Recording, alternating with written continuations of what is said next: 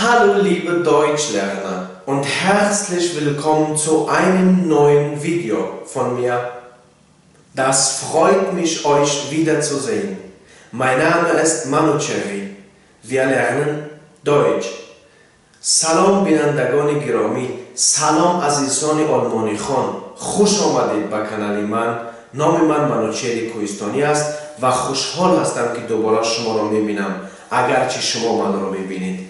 خوب، اینجا من یک مثال داشتم که کمک بگیم که بفهمیم که چقدر خواندن تو خوب شود، کم کم خواندن را سر کنیم.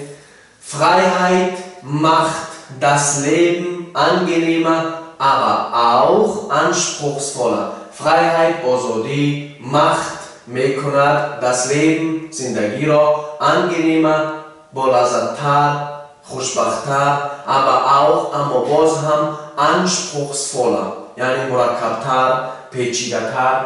این معناش یعنی که وقتی انسان آزاده میفرش درس میخونه، نمیفرش نمیخونه، اما در آزادی انسان میدونه که بگم که نه من درس میخونم نمیشتم در خونه بیکار، زندگی خود من خوب میکنم، یعنی که این میشه. خوب، امروز من بخوام برای شما بگم که ارتیکل در زبان آلمانی خیلی مهمه. هر چیزی که میخونین، هر کلمه‌ای که میخونین باید که بدونین که چی معنا دارد و وقتی که یک چیز میخواین بدونین همیشه باید ارتیکلش بدونین که ارتیکلش چی است. خوب، باز برای شما میگم که ارتیکل چی است. ein Mann، یک من، der Mann. دیگه دید که ein Mann اومد، دیگه der. بخاطر چی der؟ همین der ارتیکل است. در هر جایی که der اومد مثلا میشود ein Kind، یک کودک، das Kind. Das ist ein boja artikel اومد. Das Kind، این کودک، ein Kind، یک کودک. Eine Frau، دیگه دید که زنانه. eine Frau، یک زن، die Frau. اما در جمع مثلا ما بگیم که die Kinder، کودک ها، نمیشه که eine Kinder بگوییم به خاطر که جمع هست. خوب، امروز sprechen صحبت کردن رو میخونیم و صرفش میکنیم، کنیوگیرش میکنیم. Ich spreche، من صحبت میکنم. Du sprichst، تو صحبت میکنی.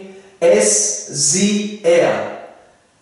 Es یک کودک، sie یک زن، er یک مرد صحبت میکند. خوب، دیگه spricht صحبت میکند. دیگه همه داره یک جای نیستم چون که دیگه جای زیاد نگیره. همین خیلی دوست کم مایده ها گای دیگه هم نمیشه که درس زیاد نویسی.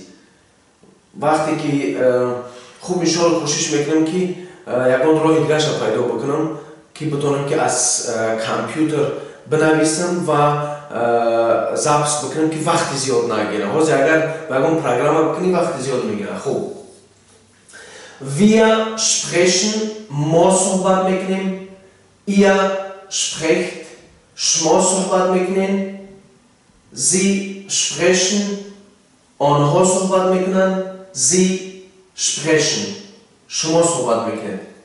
ای زمان حاضره شد وقتی میگه که من صحبت میکنم. ich spreche یا که ich spreche. خوب، زمان گذشته است.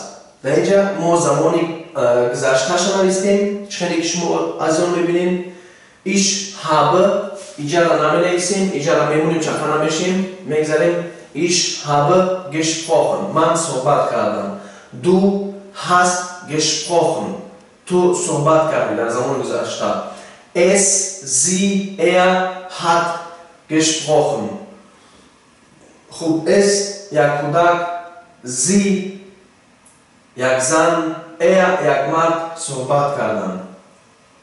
wir haben gesprochen، ما صحبت کردیم. ihr habt gesprochen، شما صحبت کردید. sie haben gesprochen، آنها صحبت کردند.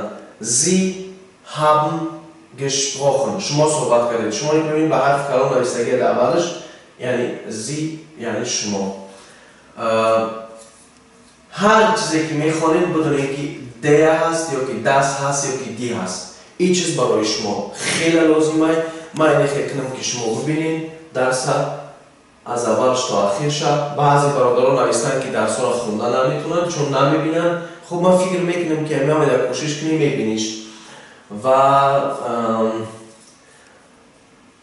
کوشش میکنیم که اون راه دیگرش پیدا بکنیم که استا بگیم که درسامو وقتشون طولانی شود، هم برای شما خوب باشه هم برای من خوب باشه چون وقت زیاد ندارم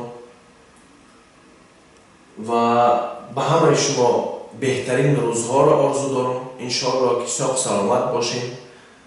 درسکا را خوندین. خواهش میکنم که کلاس بجخین و همه مردم روی کنین و در امان خدا باشین.